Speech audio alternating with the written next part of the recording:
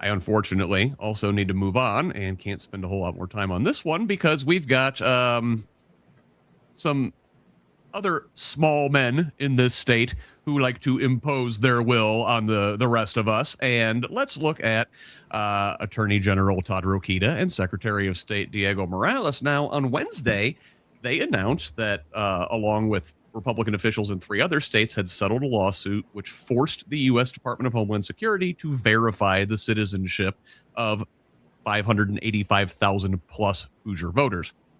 As a part of this announcement, the pair announced the review had found 165 non-citizens registered to vote and a whopping 21 cases of non-citizens having cast ballots in recent elections. Now, they didn't say which elections and if some of these people were voting in multiple elections or what. Not a lot of specifics on this, but Rokita says, quote, "From day one, many individuals dismissed our work as a witch hunt, but the facts speak for themselves.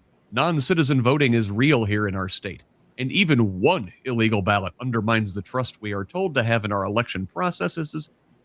Too many S's in there. "And even the republic itself." End quote. Under the agreement, which also included Florida, Iowa, and Ohio, DHS is required to continue its development of a program capable of scanning millions of state voter records for instances of non-citizen registered voters. Derek, I'm going to start this one with you. Hey, 21 non-citizen voters. They got them. They've rooted out voter fraud. That wouldn't have even swung a race for dog catcher, Derek. I think the closest race we had with this was Tiffany Stoner, and it still want to flip that one. Yeah. That's if they were all voting in the same race, Yeah. in the same precinct. This is statewide over the course of multiple elections. Yeah. It's good that we got rid of some illegal voters, but did you have to go through that much of a witch hunt to find 21? It's like, how much money was spent to find 21 votes?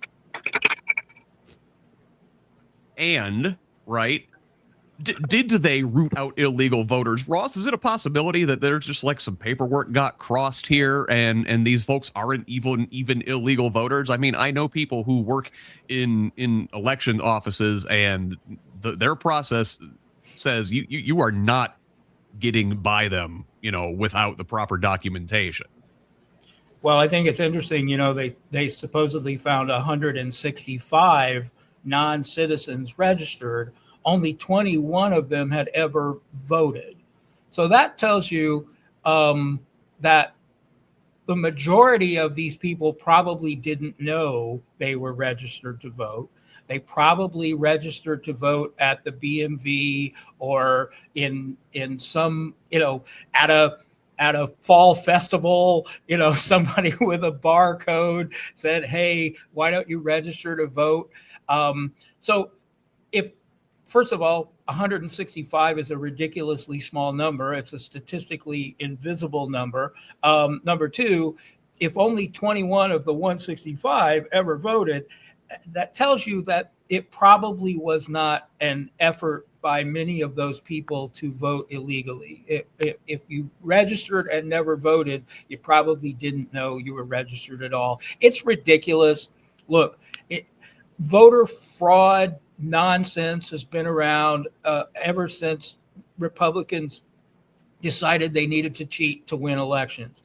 And they've been pushing this narrative as ways to limit voting because they don't want working people to vote, because if working people vote, they lose and they know it. So look, it's nonsense. Todd Rokita is a buffoon. He's the worst attorney general we've ever had, and that's a pretty low bar. And obviously, Diego Morales is a criminal. So, look, sue me, Diego, please. Spicy. Yeah, look, it's sad, it's pathetic, and when you have to resort to, well, even one is one too many. When you have 21 out of 4,675,000 registered voters, give me a break. It's just business as usual. Let's cheat if we can. Cindy, I'm concerned about all of the data scraping that's going on. You know, for all these 21 that they found, they dug through like 600,000 Hoosier voters data, and they're doing it in other states as well. What do you think? Are we vulnerable with that data being out there? Absolutely. I mean, as far as them saying that this is a real problem, last night I saw Santa Claus and he said hello to me and told me Merry Christmas. So I think the definition of real is what we really need to look at. It's about undermining people's confidence and faith in elections. But the data scraping and the loss of privacy and the fact that we are currently living in a surveillance state is something that we need to recognize and elect people who want to put a stop to this. And that's the really important part here is acknowledging that we are living in a surveillance state. They are taking advantage of their own manufactured and created crises to undermine the public trust in the election process, which generally, there are safeguards in place for that. But the data scraping, which happens for a lot of reasons in a lot of things, and our data's been out there, but this is a gross misuse of our voter registration data, which we know that they're selling to surveillance technology companies.